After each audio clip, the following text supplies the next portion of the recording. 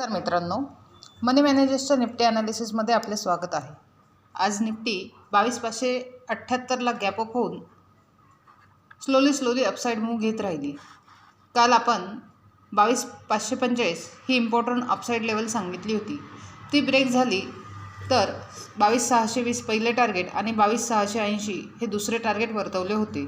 त्याप्रमाणे निफ्टीने target hit केले आणि 22,666ला क्लोज झाली।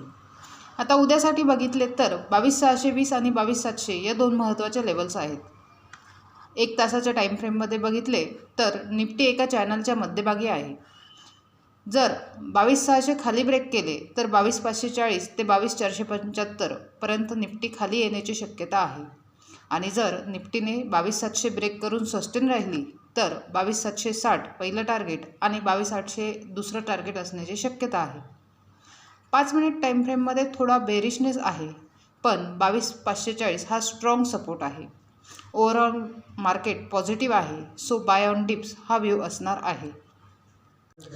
अशाच निफ्टीच्या ॲनालिसिससाठी चॅनल सबस्क्राईब करा, तसेच व्हिडिओ लाईक आणि शेअर करा।